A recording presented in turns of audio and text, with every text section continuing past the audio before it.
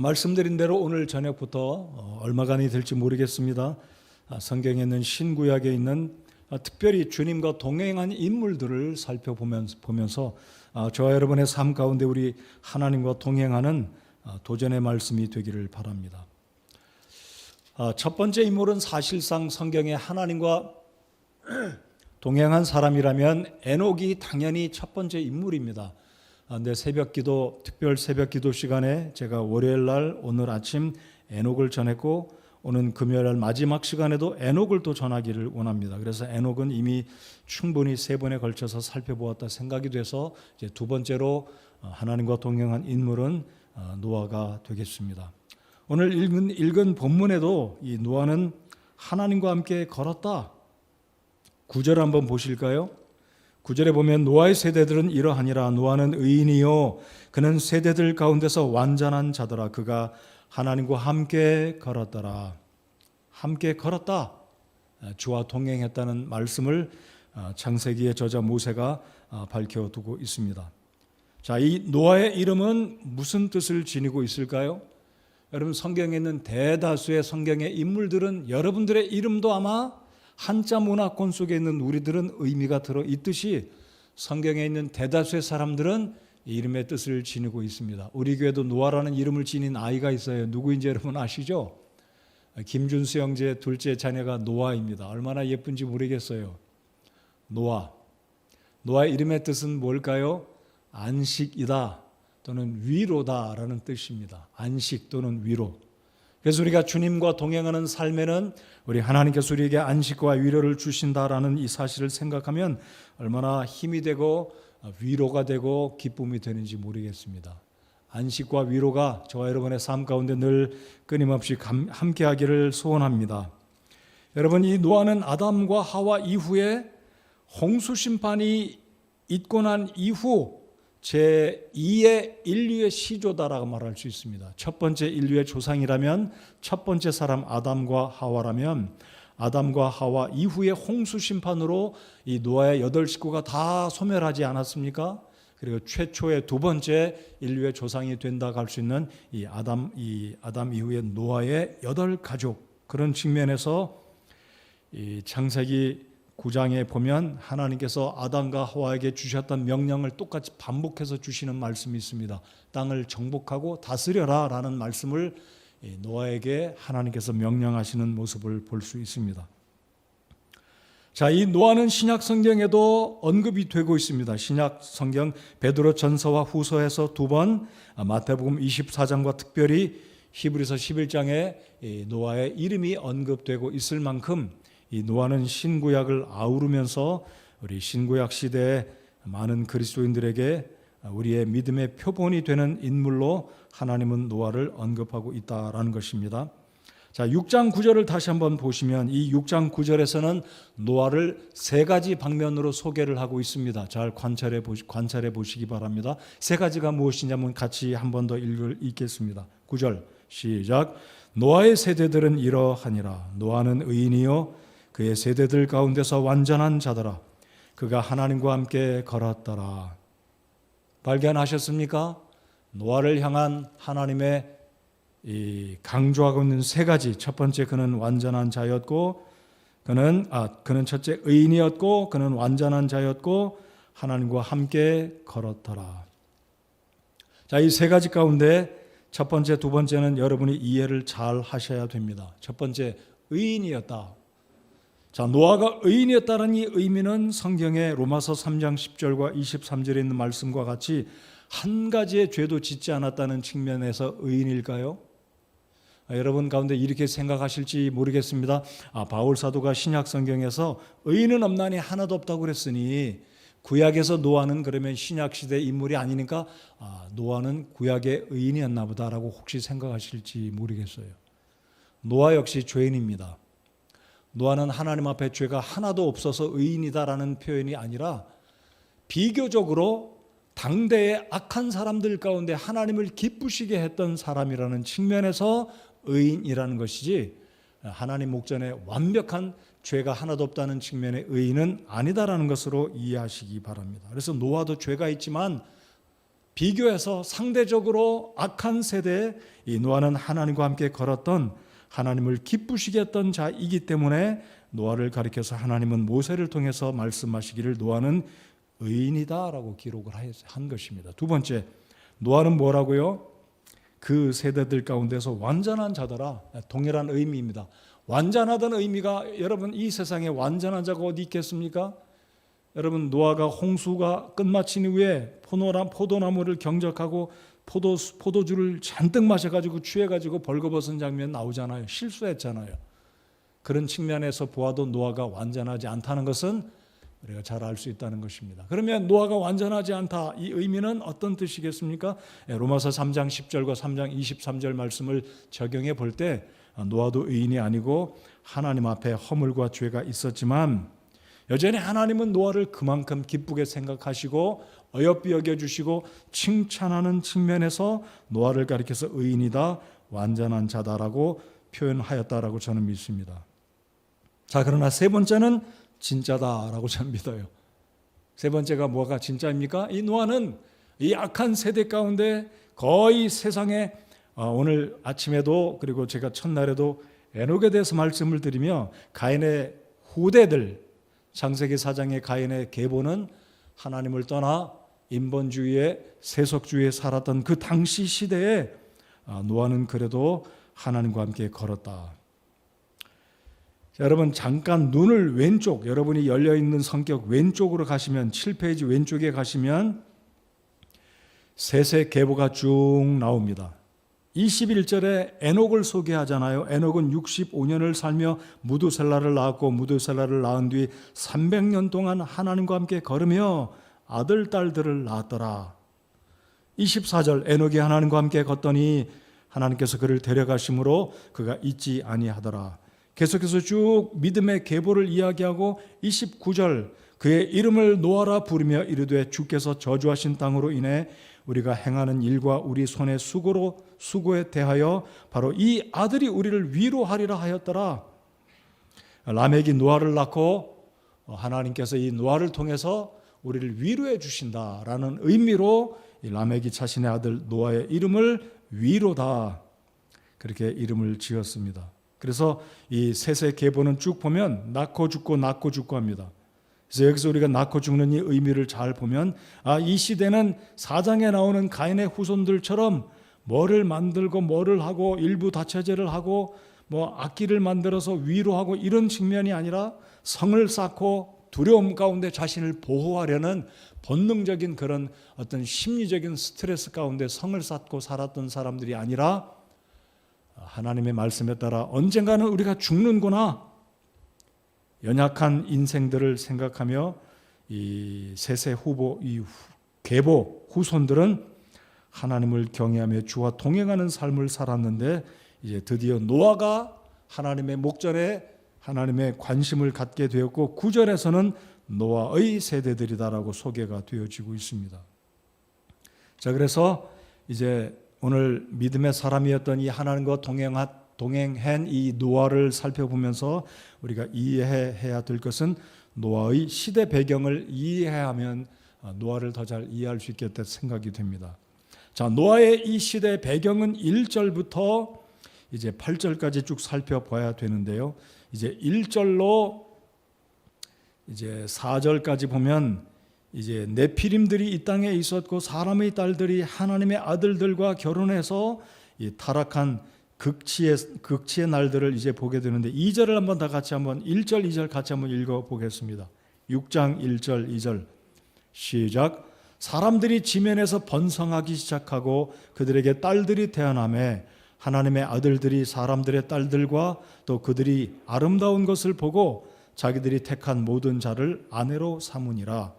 자, 이 9절에서 사람의 딸들과 하나님의 아들들이 해석상에 여러 가지 해석이 있습니다. 하나님의 아들들을 천사다라고 보는 견해도 있고요. 그러나 저는 개인적으로 여기서 하나님의 아들들은 이게 천사들을 뭐 이런 특별한 영적인 존재가 사람의 몸을 입고 내려와서 사람의 딸들과 결혼했다고 보진 않고 저는 여기서 하나님의 아들들은 특별히 장대한 네피림으로 저는 믿고 있고요. 사람의 딸들이란 결국 셋의 후손들 가운데 믿음을 지닌 그런 자녀들도 있겠지만 또는 가인의 후손들 가운데 이런 믿음이 없는 사람들이 자신의 이 욕심을 쫓아서 결혼하여서 하나님의 뜻을 이루지 않고 죄악 가운데 살아가는 이 시대적인 배경을 1절, 2절, 3절, 4절에 보시면 당시의 땅에는 거인들이 있었고 그래서 이 거인들을 어떤 사람들은 천사가 사람의 몸을 입고 왔기 때문에 기골이 장대해서 굉장한 거인들이다라고 해석을 하는데 저는 아무튼 이들을 네피림의 후손들로 이해를 합니다. 그래서 다윗의 시대에도 보면 이 골리앗과 같이 키가 2m 70, 3m 육박하는 엄청난 장대한 이 네피림 자손들이 가나안 땅에 살고 있었기 때문에 저는 그런 측면으로 이해를 합니다. 아무튼 해석상의 어떤 측면이든지 우리가 분명히 알 수 있는 것은 이 당시에는 사람들이 육신의 정욕을 쫓아서 굉장한 이 죄악의 시대를 맞이했다라고 우리가 이해를 할 수 있다는 것이죠. 한 가지 힌트를 또 우리가 살펴볼 수 있다는 것은 이 4장의 일부 다처제의 모습을 이제 4장 19절에 이 가인의 증손자죠. 라멕이 두 아내를 취하였는데 여러분 이 노아의 아버지도 라멕이고 4장의 가인의 손자도 라멕입니다. 그러니까 4장과 5장에는 동명이인이 두 사람이죠. 에녹, 라멕. 대조적인 삶을 살았습니다. 에녹은 믿음으로. 근데 여기 나오는 이 라멕은 일부 다처제의 시발점 시작한 하나님의 뜻을 어긋난. 자 그렇지만 아브라함이나 또 다윗이나 야곱이나 성경에 나오는 인물들 족장들 또한 일부 다처제였습니다. 그러면 창세기 4장에 나온 일부 다처제와 믿음의 족장들이 일부 다처제와 한 것은 약간 차이가 있는데 제가 그 부분은 이 시간에 언급하지는 않겠습니다. 아무튼 이 노아의 시대의 배경은 일부 다처제와 육신의 정욕을 쫓아서 아주 잘못된 시대, 죄악이 관영한 시대가 바로 노아의 시대적인 배경이다라는 것입니다. 그래서 하나님이 얼마나 마음이 아프셨냐면 5절에 보시면 하나님께서 사람의 사악함이 땅에서 크고 또 그의 마음에서 생각하여 상상하는 모든 것이 항상 뭐라고 말씀하고 있습니까? 항상 악하다는 거죠. 생각 속에서 생각하는 이 모든 것들이 그 당시에는 악한 생각들로 상상을 초월하는 악한 생각들이 전부였다. 그래서 우리 하나님이 마음속에 슬퍼하시고 근심하셨다. 그리고 하나님이 결국 작정하시기를 내가 이들을 다 멸망시켜야 되겠다. 3절 하반절에 보시면 주님께서 120년 후에는 지구상에 믿음의 가족이었던 노아의 8식구 이외에는 모두 다 멸절시키려고 하나님이 작정하시는 모습을 이제 6장 1절에서 8절까지 볼 수가 있다는 것입니다. 이것이 그러니까 그 당시에 노아의 시대의 사회적인 배경이었다라는 겁니다. 자, 그래서 이제 11절을 한 장 넘겨서 보시면 11절에 보시면 땅도 하나님 앞에 부패하여 폭력이 땅에 가득하더라. 제가 이 말씀을 그렇게 묵상을 해보았습니다. 땅도 하나님 앞에 부패했다. 여러분 창세기 3장에 보면 가인과 하와가 하나님 앞에 범죄했을 때 땅도 저주를 받았다는 기록을 읽어보셨습니다. 그렇죠? 그래서 땅에서 무엇이 나옵니까? 엉겅퀴와 찔레가 나오고 동물들도 흉악해져서 아주 거칠어져서 사람들에게 위협을 가하는, 그래서 이런 맹수들이 존재하기 시작하는. 근데 이 11절에 보면 땅도 하나님 앞에 부패했다. 이 의미는 물론 사회적인 도덕성과 윤리의 타락함, 흉악함을 의미하는 것이기도 하지만 저는 그런 측면으로도 생각해 보았습니다. 땅도 거칠어졌고 아주 점점 더 나빠지기 시작하지 않았나. 오늘 21세기의 환경오염, 여러분 이 대기 온도의 변화, 온난화로 인해서 얼마나 많은 어려움을 겪습니까? 한 곳은 덥고 한 곳은 춥고 한 곳은 기근이고 한 곳은 홍수가 오고 이 자연 생태계의 균형이 깨지는 것 또한 이 지구 온난화 탄소 배출 때문에 생겨난 문제인데 저는 개인적으로 이 6장 11절 그 당시 노아의 생태계는 오늘날보다 그래도 좋았겠지만 이 하나님 앞에 타락한 인류의 죄악성 때문에 땅도 더 하나님 앞에 부패하고 악해지지 않았나라고 생각합니다. 12절 하나님께서 땅을 보시니 보라 그것이 부패하였더라. 땅을 보시니. 그래서 자연 환경도 더 악해졌고 거칠어지지 않았나라고 저는 생각합니다. 그래서 농사를 지어도 점점 힘들지 않았을까? 땅을 파도 땅이 거칠어져서 경작하기가 힘들어지지 않았을까? 이런 측면으로 이 땅도 사회적인 도덕성도 하나님 앞에 거칠어졌고 사악해졌고 13절 다 같이 읽겠습니다. 시작. 하나님께서 노아에게 이르시되 모든 육체의 끝이 내 앞에 이르렀으니 이는 땅이 그들로 인해 폭력으로 가득하기 때문이라. 보라 내가 그들을 땅과 함께 멸하리라. 결국 우리 하나님께서 땅의 그 폭력이 사악함이 하나님 앞에 이르렀는데 가득했다. 그래서 하나님께서 결국은 이들을 멸하시기로 작정을 하십니다. 그래서 120년 후에 하나님께서 심판을 하시는데 결국은 이제 14절에 하나님께서 진노의 이 심판을 준비하셨지만 은혜를 입었던 이 노아에게 하나님께서는 구원의 길을 예비케 해 주십니다. 8절을 돌아와서 8절을 한번 읽어보시겠습니다. 8절. 그러나 노아는 주의 눈에 은혜를 입었더라.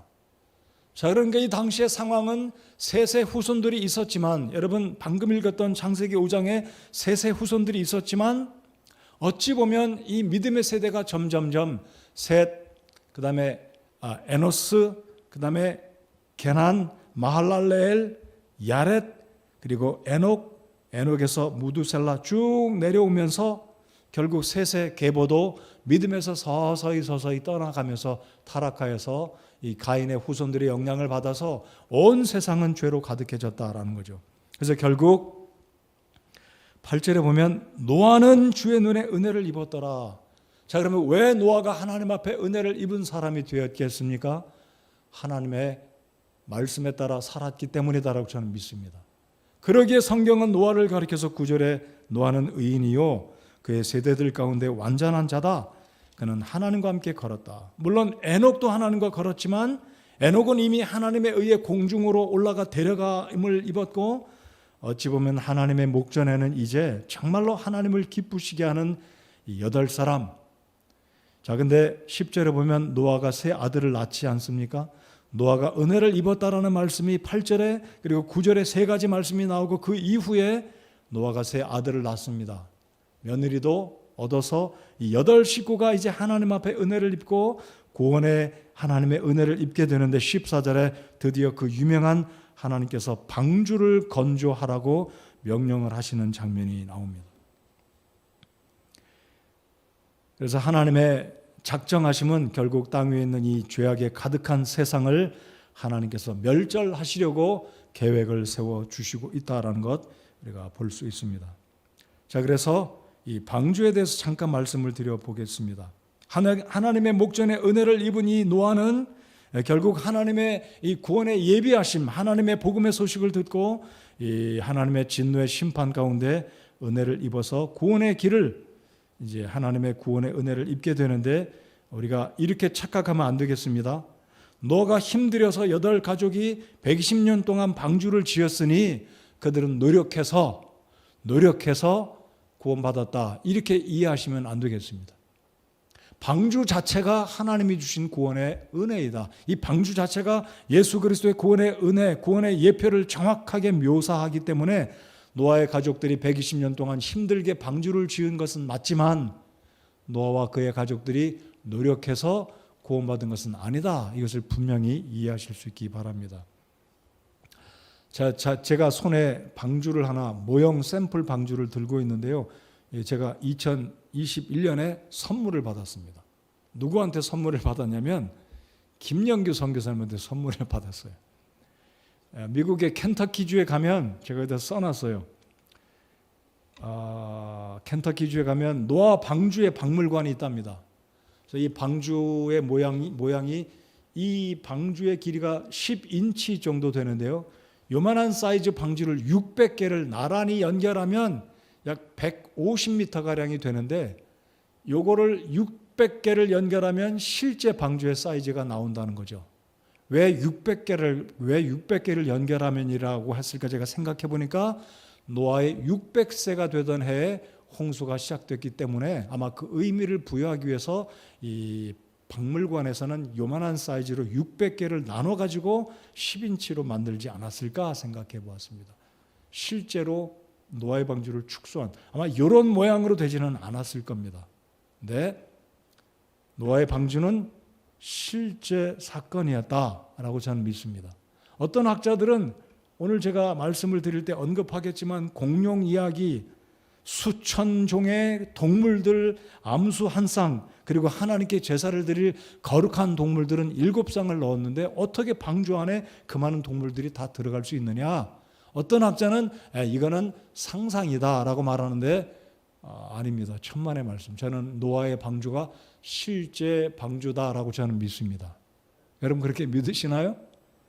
방주는 그냥 옛날 이야기, 페어리테일이다, 옛날 동화 이야기다 그렇게 이야기하시면 안 됩니다. 방주는 실제 사건인 줄 믿으셔야 됩니다. 맞습니까? 아멘 소리가 믿으시는지 안 믿으시는지 잘 모르겠어요. 실제 사건입니다. 그래서 이제 방주 이야기를 제가 해드리면 하나님께서 이제 14절에 주님께서 방주의 식양, 설계도를 말씀하십니다. 14절 다 같이 읽겠습니다. 시작. 너는 고펠나무로 방주를 짓고 방주 안에 방들을 만들며 역청으로 그것에 안팎을 칠할지니라. 하나님이 구체적으로 말씀하십니다. 어떤 나무다? 고펠나무가 사실 어떤 나무인지 우리가 잘 알지 못하는데 어떤 경우는 어떤 번역을 보면 전나무다 그러는데 아무튼 여러분이 전문적으로 더 정확하게 알기 원하신다면 고펠나무가 어떤 건지 전나무가 어떤 종류 아마 비슷할 나무일 거예요. 우리가 식물학자는 아니니까 거기까지 전문적으로 깊이 팔 필요는 없지만 그냥 고펠나무다, 전나무다 그 정도로 이해하시고 중요한 것은 이게 진짜 나무로 만든 진짜 방주다라는 것을 꼭 믿으셔야만 합니다. 자, 저와 함께 상상해 보시기 바랍니다. 그 안에는 방들이 많았어요. 방들. 자, 방들이 많았다는 것은 무슨 의미일까 저는 이렇게 적용해 보았습니다. 천국에 가면 우리가 거할 처소가 많은데 하나님께서 우리에게 구원의 예표로 보여주신 방주는 들어가는 문은 딱 하나인데 그 안에 들어가면 방들이 많다. 천국에 들어가는 문은 딱 하나지만 천국에 들어가면 하나님께서 구원받은 모든 성도들의 거할 처소를 굉장히 많이 부족함이 없도록 예비하신다라는 것을 이 방주를 통해서 우리 하나님이 보여주시고 있습니다. 여러분 이 방주가 배 위 물 위에 떠 있는데 40일 밤 40일 낮을 물 위에 떠 있어요. 그거 더 되죠. 사실은 홍수가 시작된 것만 40일 밤낮이고 이 지구 표면에 물이 떠 있던 것은 150일 동안입니다. 자, 7장 24절을 보시겠습니다. 7장 24절. 물들이 150일 동안 땅 위에 넘쳤더라. 방주가 150일 동안 떠다닌 거예요. 150일이면 몇 달인가요? 5달이어도 150일이잖아요. 그렇죠? 거기 플러스 마이너스 하루 이틀 차이가 나겠지만 5달을 떠 있으려면 그 하중이 얼마나 무겁겠습니까? 빈 방주도 아니고 온갖 동물들이 다 들어갔는데 무게가 겹친다면 이 틈으로 물이 들어오니까 하나님께서 말씀하시기를 너는 고펠나무로 방주를 짓되 나무 틈마다 역청으로 또는 여기에 아스팔트로 채워라. 역청은 우리말로 옮기면 영어로 옮기면 아스팔트입니다. 아스팔트 정확하게. 여러분 도로를 보면 시멘트 도로도 있지만 검은색 옛날에 우리 초등학교 다닐 때 말하는 타마구라죠. 타마구 아스팔트입니다. 방수. 어떤 학자들은 이것을 송진과 같은 거다라고 말하지만 송진과는 약간 차이가 있는 아무튼 역청입니다. 석유에서 나오는 여러분 창세기를 읽다 보면 소돔성에 전쟁이 있을 때 그 소알성 그 부근에는 역청이 많았다. 또 제가 곁길로 가려고 하는데 아무튼 이 역청으로 틈을 막으라고 하는데 이 의미는 무엇이냐면 우리의 부족함을 예수 그리스도의 보혈로 우리의 죄들을 덮으면 완벽하게 우리의 죄들이 덮어져서 물이 들어오지 않기 때문에 우리의 죄들이 덮이고 용서받아 하나님 앞에 구원이 온전히 유지된다는 것을 상징적으로 보여주는 것이 전나무로 또는 고펠나무로 만들고 역청을 칠하라. 안팎으로 칠하라는 거죠. 안에도 칠하고 밖에도 칠해서 물 한 방울 두르지 못하도록. 이것은 바로 우리의 구원이 예수 그리스도의 보혈로 말미암아 온전하다, 완전하다, 보호함을 입는다라는 의미, 우리 하나님의 구원의 예표를 이 방주의 건조 과정을 통해서 보여주고 있다라는 겁니다. 15절 방주의 크기를 주님이 말씀하십니다. 길이는 300규빗, 넓이는 50규빗, 높이는 30규빗. 그래서 1규빗은 손가락 중지 끝에서 팔꿈치 끝까지 약 45cm입니다. 그러니까 45cm 곱하기 300, 45cm 곱하기 50, 그리고 곱하기 30을 하면 방주의 길이와 넓이와 높이가 계산이 되어서 나올 것입니다. 그러니까 방주의 길이는 약간 계산하는 방법에 따라 다른데 이 300규빗을 계산해 보니까요 135m입니다. 길이가. 폭은 22.5m, 높이는 13.5m. 결코 작지 않은 사이즈입니다. 근데 조선학자들, 이 선박업자들, 전문 조선공학자들이 말하는 가장 완벽한 배의 모양은 노아의 방주의 크기다라고 말합니다. 길이 135m, 넓이 22.5m, 높이는 13.5m. 우리 교회에 한때 세계적인 조선학자, 조선공학자가 있었는데 그 집사님 이름이 뭐죠? 갑자기 생각이 안 나요. 그 집사님 굉장한 세계적인 조선공학자인데 설계자이신데 바로 이 방주가 완벽한 사이즈로 하나님께서 만들어 주셨다라는 거죠. 자, 16절 너는 방주의 창을 만들되 위에서 1규빗 안에 그것을 완성하고 방주의 문은 방주 옆으로 내며 그것을 아래층, 둘째층, 셋째층으로 만들지니라. 방주의 문은 딱 하나였습니다. 들어가는 것도 하나, 나오는 것도 하나. 창문도 하나. 자, 그런데 방주의 문이 하나 있다라는 것은 구원의 길, 천국에 들어가는 길은 딱 하나밖에 없다. 예수 그리스도가 길이요 진리요 생명이라는 천국에 들어가는 유일한 길이라는 사실. 그러므로 이 노아의 방주는 정확하게 예수 그리스도의 구원의 예표, 교회도 상징할 뿐만 아니라 방주가 바로 하나님께서 이 시대 예수 그리스도께서 우리를 구원하신 보혈도 상징하고 천국에 들어가는 유일한 문, 길과 진리와 생명이라는 것을 완벽하게 예표하고 있다라는 것입니다. 자, 그러면 이제 흥미있는 것들을 한번 살펴보겠습니다. 방주에 들어간 동물들을 한번 말씀드려보면 제가 사실 더 디테일하게 여러 가지를 준비했다가 시간 관계상 그냥 삭제해버렸습니다. 이 정도만 말씀을 드려보겠습니다.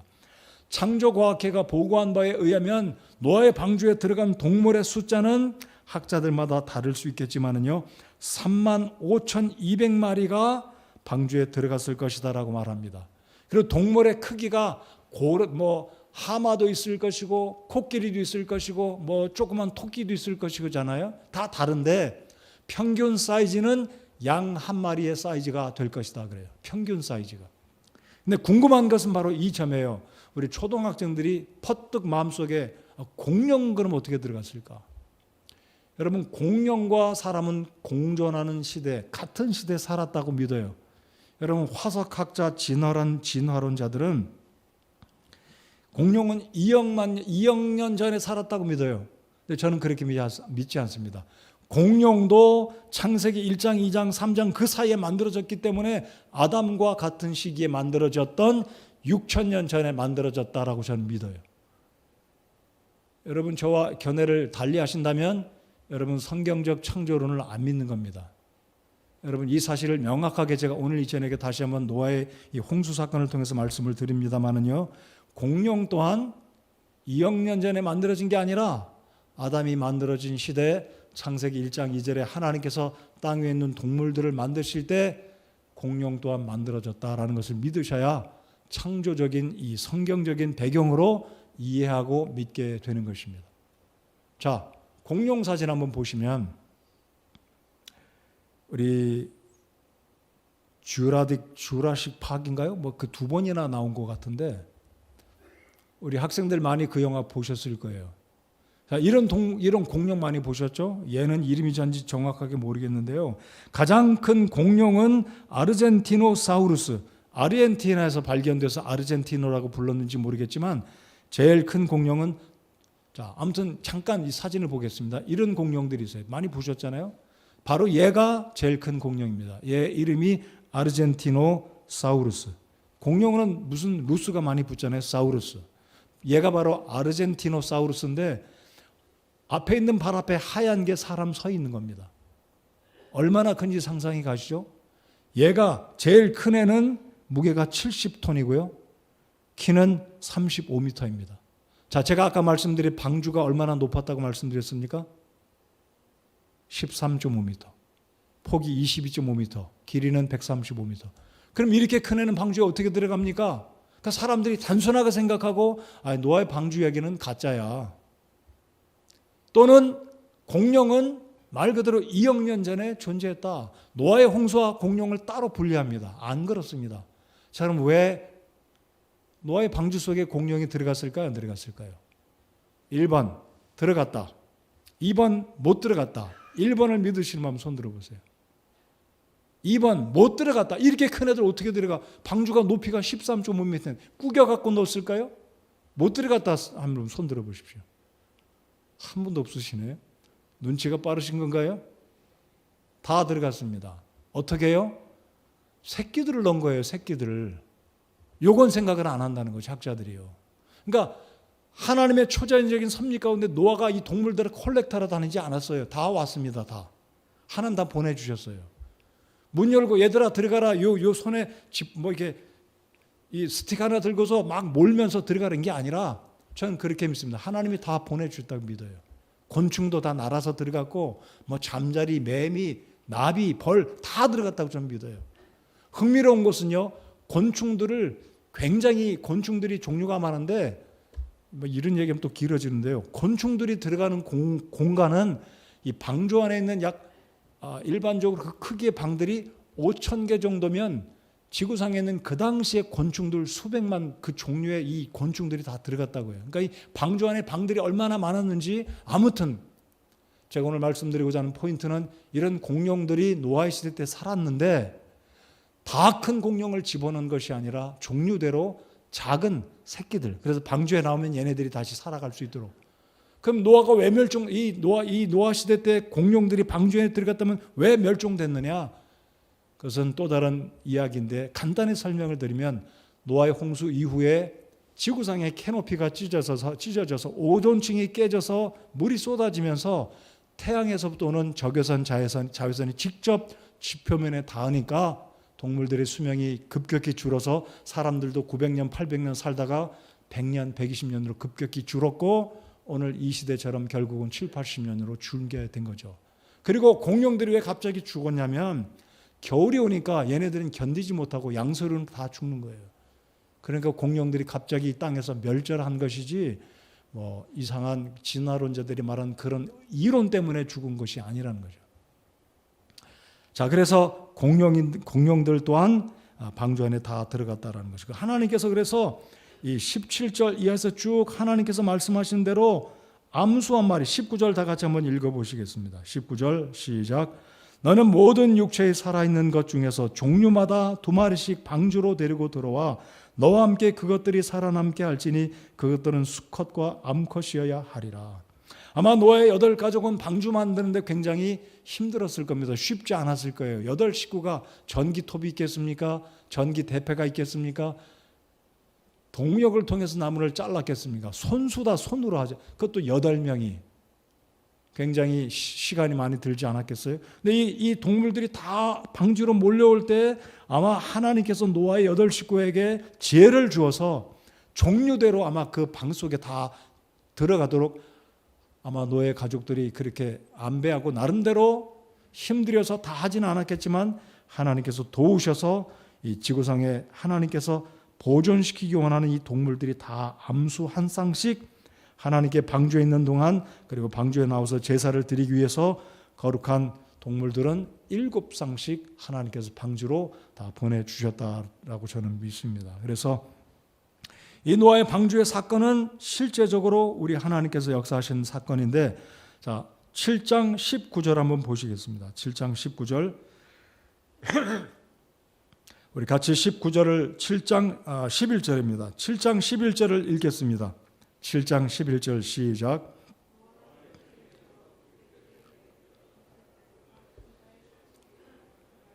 큰 기품에 모든 샘들이 터지고 하늘의 창들이 열리며, 자, 하늘에서도 비가 쏟아집니다. 여러분, 하늘에 궁창에 물이 있었습니다. 여러분, 창세기 1장에 보시면 궁창 위와 궁창 아래에 물을 나누셨다고 분명히 말씀하셨잖아요. 궁창 위에 물이 있었습니다. 이 물이 태양에서부터는 자외선, 적외선을 적당하게 걸러서 지구 표면에 도달하도록, 그래서 그 당시 사람들이 900년, 800년을 살았던 거죠.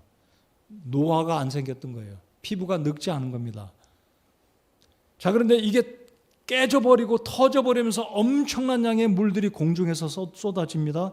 아마 오늘날 폭우가 내린 것은 상상도 안 될 정도 엄청난 물들이 마구 쏟아졌다. 그 땅에서는 기품의 샘들이 터지고 바닥에서 올라오는, 그러니까 위아래로 물들이 올라와서 그게 며칠간 그랬다고요? 40일 밤낮. 제가 계산해 보니까 960시간입니다. 여러분, 우리가 살고 있는 어디 방도 겨울에 동파가 되면 물이 터지면 난리가잖아요. 960시간 40일 밤낮으로 위에서 아래에서 물이 터졌다고 생각해 보십시오. 온 세상이 물로 뒤덮인 겁니다. 근데 흥미로운 것은, 자, 7장 19절을 보시겠습니다. 제가 틀리게 말씀드린지 모르겠지만 적어도 틀리지는 않을 거라고 생각합니다. 7장 19절 다 같이 읽겠습니다. 시작. 물들이 땅 위에 크게 넘침으로 온 하늘 아래에 있던 모든 높은 산이 덮였더라. 우리 초등학생들, 중학생들에게만 제가 질문을 드려볼게요.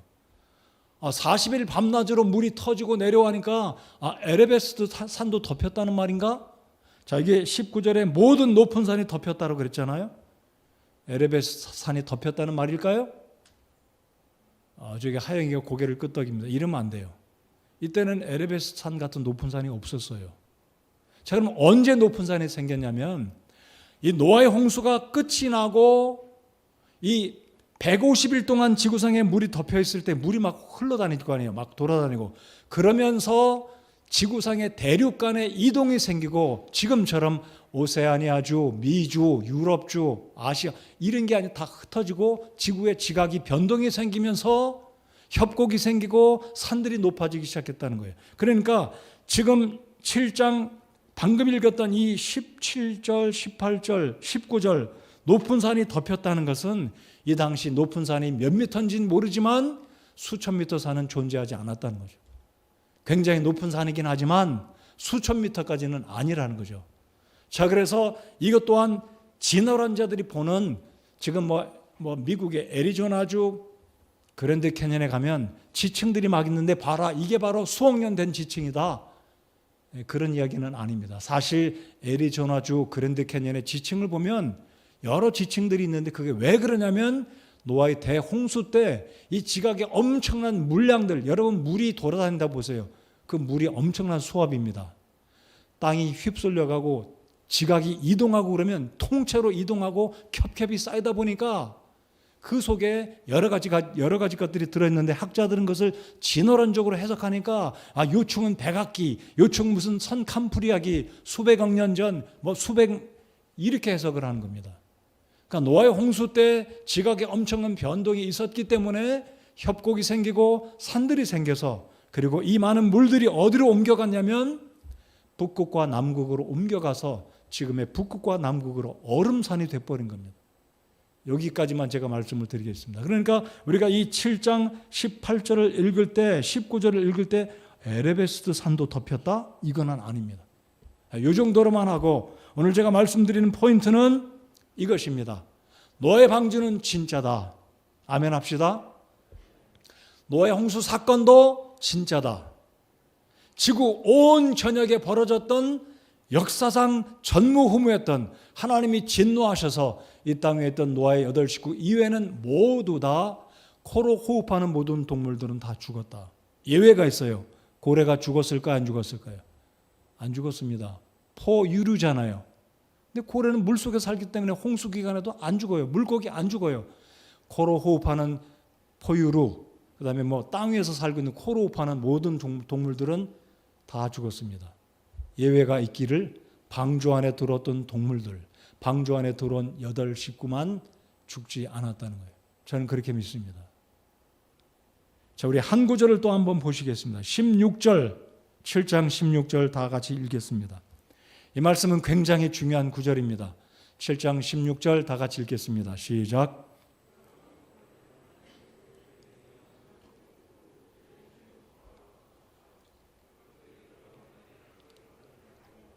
그것들이 들어가매 주께서 그를 안에 넣고 닫으시니라.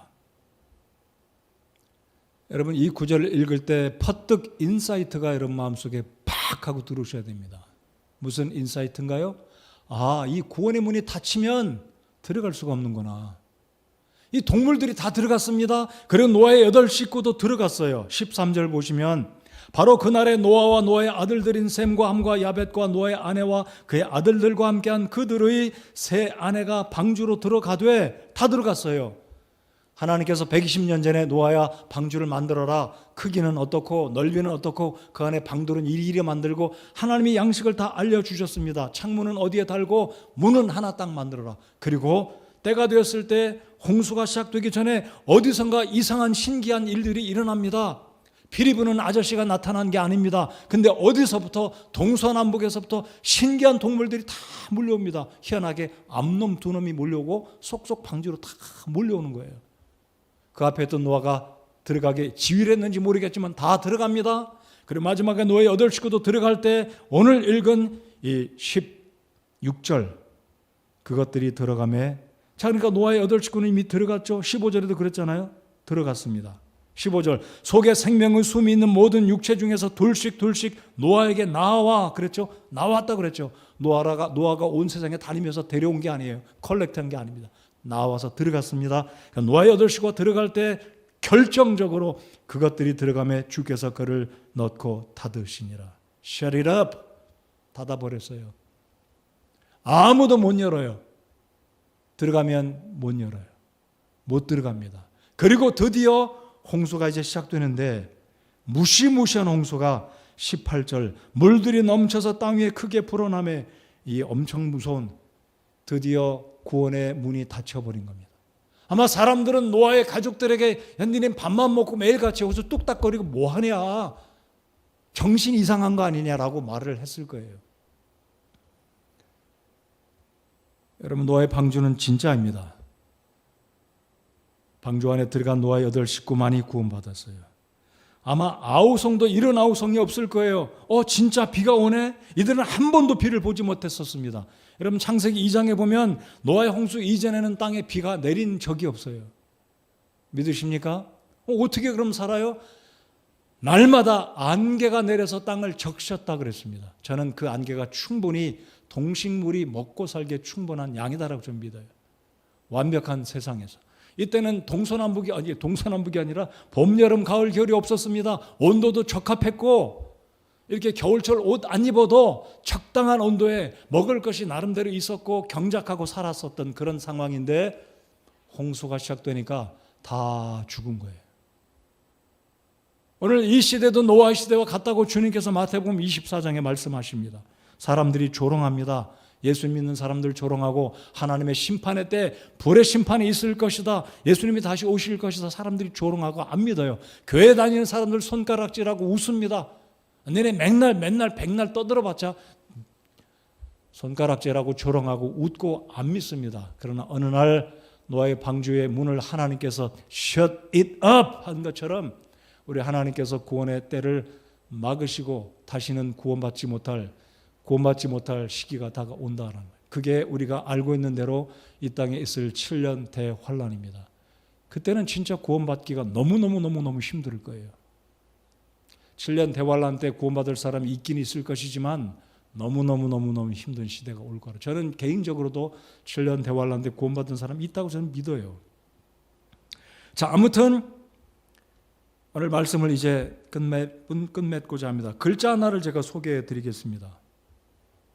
글자 하나를 올려주십시오. 자, 맨 위에 빨간 글자로 배선자입니다. 여러분, 이 글자를 많이 들어보셨을 거예요. 왼쪽에 있는 그거는 배주자입니다. 배주자. 선주할 때 주자가 저주, 그 선주는 저런 주자를 쓰는지 모르겠어요. 주자, 배주자. 그렇죠? 그리고 오른쪽에 보시면 검은색 글자로 3개로 구분해 놓은 8팔자와 입구자가 있잖아요. 우리 초등학생들은 한자를 잘 모를 수도 있겠는데 이 배 안에 입이 8개가 있다 이거죠. 입이 8개. 어떤 입이 8개입니까? 노아의 가족 8 식구. 그러니까 이 한자가 중국의 한자는 상형 문자에서 비롯됐고 뜻 글자로 이제 남게 되는데 신기한 글자를 제가 여러 개를 소개해 드릴 수 있겠지만 창세기 디스커버리라는 책이 있는데요. 그 속에는 굉장히 많은 한자들을 소개했는데 그 책의 저자는 중국 선교사, 서양인 선교사와 홍콩 중국분이 합작해서 만든 글자들이 많은데 기가 막힌 글자들이 굉장히 많이 있어요. 근데 그 중에 하나가 바로 이 배선자입니다. 아니 어떻게 알았을까요? 8 식구? 이 한자가 만들어진 그 시기를 거슬러 올라가면 창세기 11장 그때를 전후로 한자들이 만들어졌다고 학자들이 추정을 합니다. 참 창세기 11장은 언제냐면 노아의 홍수가 끝난 9장 이후로부터 얼마 안 지났을 때 한자들이 형성됐는데 이 신할 평지에서 동쪽으로 이동해 온 이 동양인 아시안들 그 중에 하나님의 은혜를 알았던 이 창조의 이 과정 속에 하나님의 역사를 알았던 노아의 후손들 가운데 창조의 이 과정 가운데 특별히 홍수의 이 사건을 알았던 노아의 후손들이 이런 글자를 만들었다는 거죠. 저는 이게 우연이 아니다라고 저는 생각합니다. 자, 그래서 오늘 이 말씀을 통해 이제 말씀의 끝부분을 살펴보기 원하는 것은 히브리서 11장을 열어서 이 노아가 어떤 사람인지 한번 히브리서 11장 7절을 살펴보겠습니다. 히브리서 11장을 열어서 다 같이 읽겠습니다. 스크린을 보셔도 좋고 저는 항상 성경을 찾아서 여러분이 읽기를 더 원합니다. 여러분 성경을 찾아서 11장 7절을 읽겠습니다. 자, 7절을 읽겠습니다. 시작. 믿음으로 노아는 아직 보지 못한 일들에 대해 하나님으로부터 경고를 받고 두려움으로 움직여 방주를 예비함으로 자기 집을 구원하였으니 그것으로 말미암아 그는 세상을 정죄하고 믿음으로 말미암는 의의 상속자가 되었느니라. 오는 주일날에도 믿음으로 동행한 그 본문의 어떤 인물을 통해서 말씀을 아브라함을 통해서 살펴보겠지만은요. 여러분 히브리서 11장 7절에 노아가 언급됩니다. 제가 한 번 더 읽겠습니다. 여러분 이 11장 7절에 노아에 대해서 어떻게 하나님께서 말씀하셨는지 잘 관찰해 보시기 바랍니다. 믿음으로 노아는 첫째, 아직 보지 못한 일들에 대해 하나님으로부터 경고를 받고 두려움으로 움직였다. 첫째. 둘째, 방주를 예비함으로 자기 집을 구원하였다. 셋째, 그것으로 말미암아 그는 세상을 정죄하고 믿음으로 말미암는 의의 상속자가 되었다라고 말씀합니다. 자, 노아는 믿음으로 아직 보지 못한 일들, 하나님이 예비해 주신, 하나님이 경고하신 120년 후에는 내가 이 사악한 온 세상의 사람들을 모두 다 하나도 남김없이 멸절시키겠다는 경고를 받았다는 거죠. 그 경고를 받았을 때 두려움으로 움직였다라는 거죠. 바로 이게 두려움으로 움직였다는 게 하나님과 동행하는 사람의 삶 속에서 하나님의 말씀에 대해서 두려움으로 받아야 된다는 사실입니다. 여러분 노아의 경고 사람들은 픽픽대고 웃었을 거예요. 손가락질했을 겁니다. 야, 니네들 정신이냐? 그러나 노아는 그 경고를 받고 두려움으로 끊임없이 포기하지 않고 힘들지만 방주를 완성했습니다. 오늘 창세기를 보면 6장 22절을 보면 이런 말씀이 있습니다. 노아가 그와 같이 하여 하나님께서 자기에게 명령하신 모든 것에 따라 그대로 행하였더라. 하나님께서 명령하신 모든 것에 따라 100분지 10이 아니라 100분지 50이 아니라 100분지 100 완벽하게 하나님께서 명하시는 양식대로 방주를 짓고 어떤 나무로 역청을 칠하고 어떻게 완벽하게 하나님께서 명령하신 대로 준행했다는 거죠. 바로 이게 오늘 이 시대에 하나님을 경외하는 하나님과 동행하는 성도들이 동일하게 순종해야 될 자세다라는 겁니다. 하나님이 명령하시면 이 말씀을 그대로 받고 이 말씀대로 살아가는. 그래서 제가 지난 주일날 말씀드린 것처럼 하나님을 경외하고 하나님과 동행하려면 이 말씀을 그대로 가르침을 받고 이 말씀 위에 믿음 위에 세워져야 된다는 이 말씀입니다. 방주를 예비했습니다. 그리고 믿음으로 의의 상속자가 되어서 세상을 정죄했습니다. 정죄했어요. 무슨 의미입니까? 증거가 됐잖아요. 노아의 가족만 살아남았잖아요. 노아가 그렇게 이야기하고 경고했습니다. 120년 동안 사람들을 만날 때마다 오고 갈 때마다 120년 후에 심판이 있을 것이다. 100년이 지났습니다. 앞으로 20년 후에 심판이 있을 것이다. 마지막 1년 후에 노아가 셈했을까요? 저는 셈했을 거라고 믿어요. 지혜로웠기 때문에. 자, 여러분 성경 11장이 펴 있으시죠? 히브리서 11장 6절이 굉장히 중요한 구절인데 6절과 7절은 저는 분리돼서는 안 된다고 믿습니다. 자, 6절 굉장히 중요한 구절이죠. 자, 히브리서 11장은 믿음의 전당장이다. 저는 그렇게 별명을 붙여보고 싶습니다. 믿음의 장. 자, 11장 6절을 다 같이 읽겠습니다. 시작.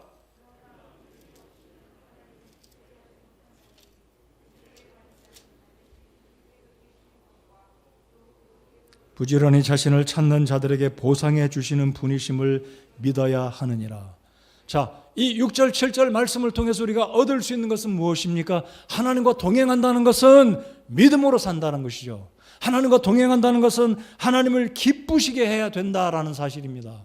바로 노아는 하나님을 기쁘시게 하는 시대에 살았어요. 그렇기 때문에 하나님은 노아를 가리켜서 의인이다, 완벽한 자다라고 주님이 말씀하신 겁니다. 노아가 어디 완벽합니까? 아닙니다. 그럼에도 불구하고 우리 하나님은 노아를 의롭다 인정하셨고 완벽하다, 참 내 마음에 든다라고 인정하시고 그를 구원하셨고 은혜를 베푸신 겁니다. 그래서 노아는 하나님 앞에 은혜를 입었더라 그랬어요. 믿음으로 살았습니다. 하나님이 말씀하신 그대로 자기 마음대로 방주를 진 게 아니고 크기도 줄인 게 아니라 대충 지은 것이 아니라 하나님이 말씀하신 그대로, 액면 그대로 literally 받아들이고 지었고 120년 동안 결국 노아의 가족은 구원받았습니다. 노아는 결국 오늘 이 시대에 하나님을 섬기고 주와 동행하는 삶의 표본이 되는 우리의 본을 삼아야 되는 사람이다라는 것입니다. 오늘 말씀의 결론입니다. 하나님과 동행하는 인물, 첫 번째 인물로 수요일 저녁에 살펴보니 노아는 우리의 삶에 무엇을 가르쳐 줍니까? 성도 여러분들 기억하시기 바랍니다. 하나님과 동행하는 삶이란 세상이 어떻게 나를 판단하고 나를 어떻게 이야기하든 간에 그거 개념하지 마시고 하나님의 말씀을 확신하고 그 말씀에 순종하며 살아가면, 말씀에 따라 순종하며 살아가면 우리가 하나님과 동행하는 삶을 살아가게 될 것이고 하나님을 기쁘시게 하는 삶이 될 것이다라는 것을 꼭 기억하시기 바랍니다. 자리에서 일어나서 우리 함께 찬송하시겠습니다.